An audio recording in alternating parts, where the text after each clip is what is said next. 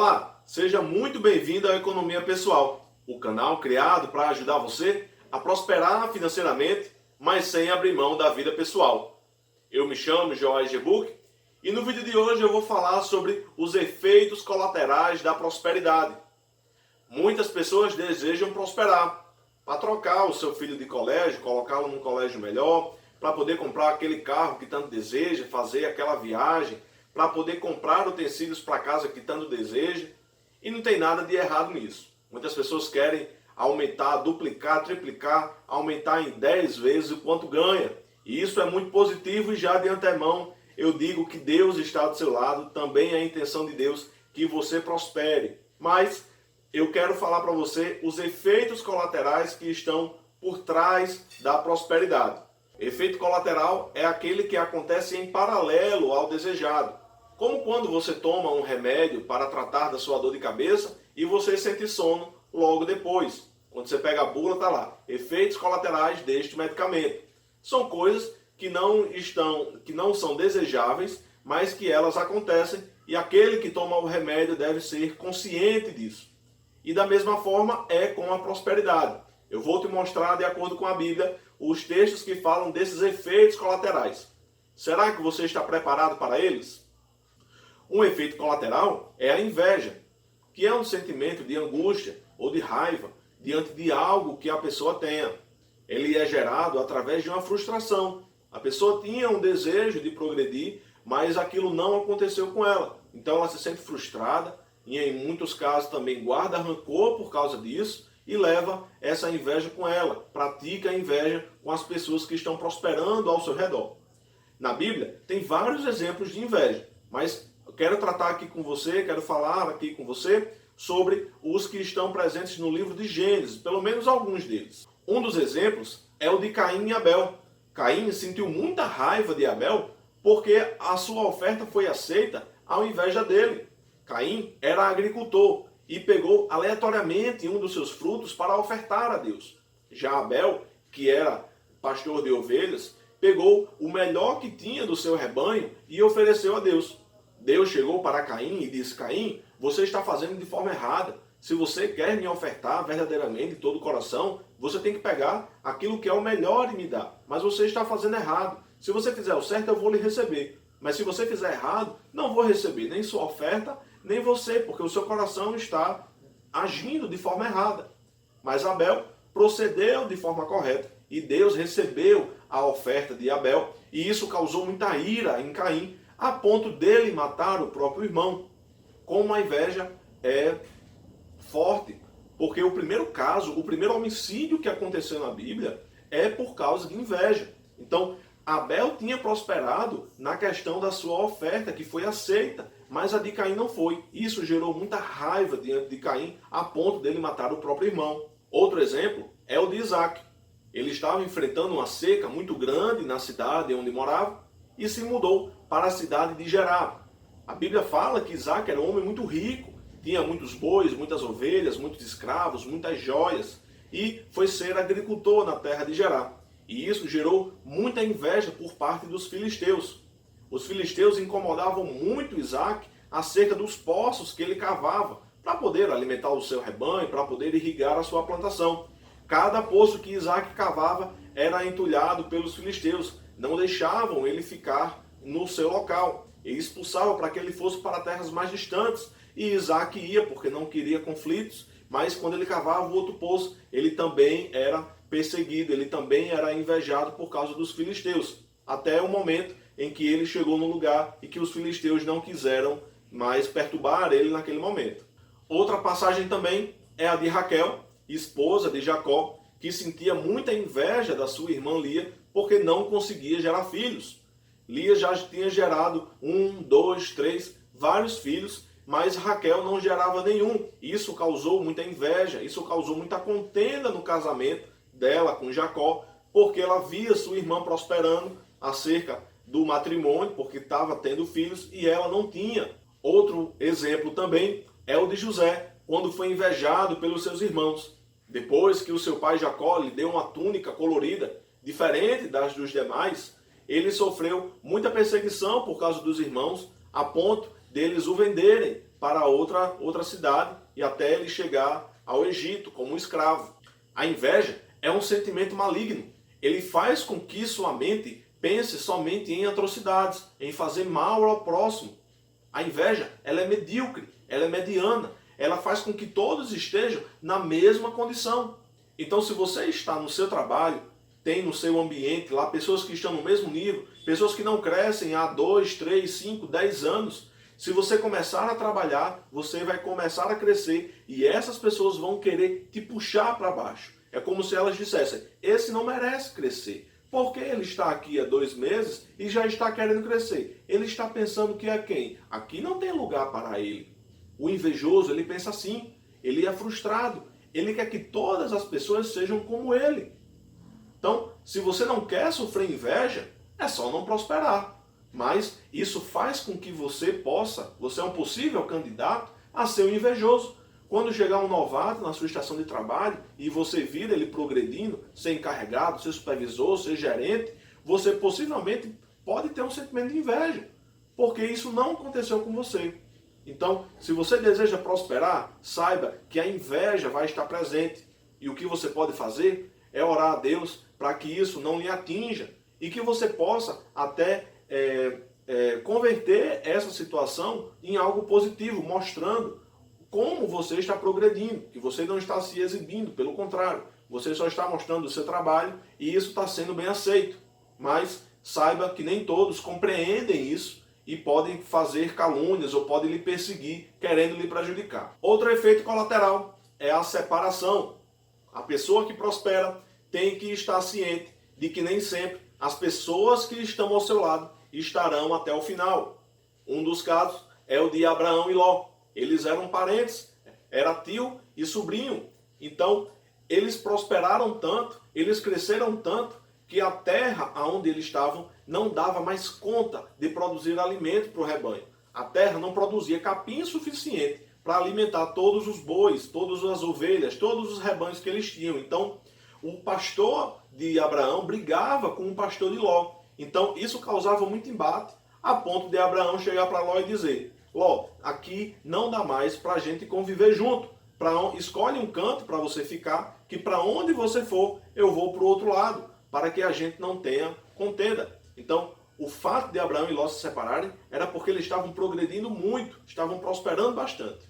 Outro exemplo também, bem semelhante, é o de Esaú e Jacó.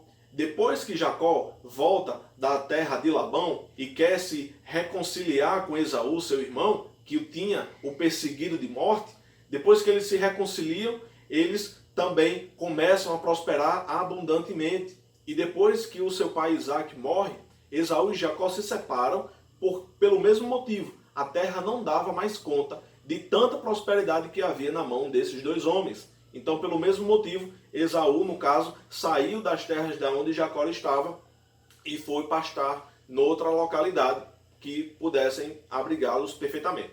Esses exemplos mostram que a separação ocorre nem sempre por um motivo ruim. Pode estar tudo bem, mesmo estando separados. Abraão e Ló se separaram porque eles eram muito bons no que faziam. Esaú e Jacó haviam se separado mesmo estando reconciliados. Eles eram muito bons, o problema não eram eles, era o local onde eles estavam que não suportavam aquelas pessoas. Então, se você está na igreja, por exemplo, você é um excelente cantor e existe também um outro excelente cantor na mesma igreja, talvez a igreja não comporte vocês dois e talvez você tenha que se separar, você tenha que ir para outro lugar, porque o seu talento, essa habilidade que Deus lhe deu, já está muito grande, já não comporta mais naquele local. Então, tem que se separar. Você que deseja prosperar, tem que estar ciente disso, de que talvez os seus amigos, que talvez os seus familiares, talvez aquelas pessoas que estão hoje muito perto de você, podem não estar amanhã. E isso não necessariamente é algo ruim. Pode estar tudo bem. Você está progredindo no seu trabalho, no seu afazer, mas está tudo bem com aquela pessoa que não está ali do seu lado. É só a correria do trabalho. Tenha isso em mente, para que você não pense isso de forma errada. É só uma consequência do seu trabalho, tá bom? A mudança é um outro efeito, que é a consequência do efeito anterior.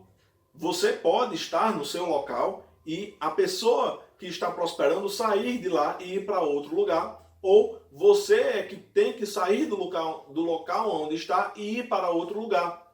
No caso de Abraão, por exemplo, o que teria acontecido se Abraão não quisesse sair das terras de Harã para uma terra onde Deus mostraria? Quantas bênçãos ele não teria perdido? Talvez ele não fosse o pai da fé, talvez ele não fosse o patriarca de todos os hebreus. Ele escolheu se mudar, ele escolheu sair da terra dele, da parentela dele, em prol de algo que Deus o estava mostrando, de uma terra, de uma família que Deus ia providenciar para ele. Ló também, quando estava com ele, teve que sair da onde estava por causa da prosperidade e foi morar nas terras de Sodoma e Gomorra. Teve que deixar Abraão e foi para aquela localidade. Esaú e Jacó também tiveram que se separar. No caso de Jacó, ele teve que se mudar, ele saiu peregrinamente até as terras de Labão e trabalhou lá por muitos anos, só depois que retornou. Então, no seu local de trabalho, você deve estar atento às oportunidades que estão acontecendo e não se restringir somente àquele seu local geográfico. Pense que oportunidades podem lhe aparecer noutro município, noutro estado e até noutro país. Saiba que a mudança geográfica é consequência da prosperidade. Se isso está aparecendo para você, é um sinal de que você está prosperando. Coloque esses planos, coloque essa situação diante de Deus e fique tranquilo que Ele vai lhe responder. Deus é o maior interessado na sua prosperidade. Se for algo que será benéfico para você e para a sua família, não tenha medo que tudo irá dar certo. Por fim, um outro efeito é a generosidade. Muitas pessoas pensam que prosperar é somente receber, receber e receber. Mas a generosidade é algo que sempre estará presente na sua vida. Não pense que todo o dinheiro, que tudo que você vai receber vai ficar somente com você. Muito pelo contrário, você vai ter que dar e dar muito a muitas pessoas. A Bíblia diz que aquele a quem muito é dado, muito também é cobrado. Não é cobrado daquele que recebeu pouco, é daquele que recebeu muito. Então, se você quer receber muito, se você quer prosperar, saiba que você tem que ser generoso. Você tem que se atentar à causa das pessoas que estão à sua volta. No caso de Abraão, depois que ele venceu a guerra de Cadorlaomer, que ele levou todos os despojos da guerra, ele recebe os reis de Sodoma e de Gomorra, que o acusam, que ele enriqueceu às custas dele, e Abraão entregou toda uma cidade nas mãos desses reis. Você tem noção do que é dar uma cidade de presente? Com todas as pessoas, com todos os bens que aquilo ali possuía? Abraão era um homem muito generoso, ele não fez questão com aquilo ali. A única coisa em que ele fez questão, nesse caso, foi da parte dos soldados que tinham pelejado, da parte que lhes era devida. Mas a parte que cabia a Abraão, ele deu liberalmente aos reis de Sodoma e Gomorra. O mesmo Abraão, quando enviou um servo para arranjar uma esposa para o seu filho Isaque, deu joias e presentes para dar para essa noiva.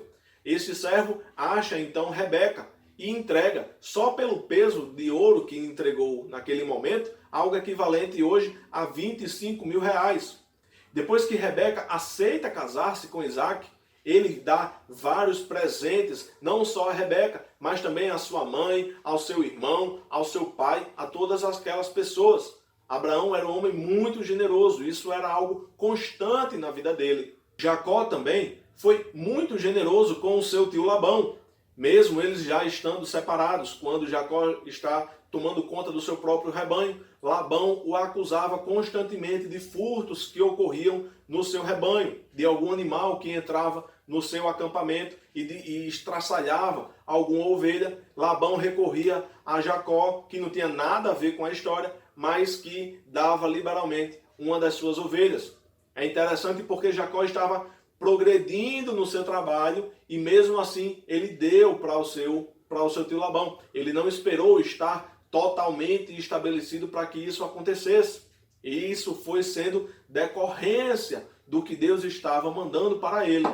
José foi um outro exemplo também. Depois que José se estabelece como o príncipe do Egito, o segundo homem nas terras do faraó, ele traz toda a sua família em carruagens especiais, com presentes especiais. Ele foi muito generoso com aquelas pessoas que o tinham perseguido, com aquelas pessoas que o tinham invejado. Ele superou essa situação e foi generoso com toda a sua família, a ponto de, depois que eles chegam no Egito, Jacó dá terras para que seus irmãos possam cultivar e possam trabalhar. E mesmo depois da morte do seu pai, ele continua sustentando e não faz nenhum mal aos seus irmãos. A generosidade é algo que deve estar presente na vida de quem quer prosperar. O ato de dar é muito importante porque faz com que tenha espaço para que o novo venha.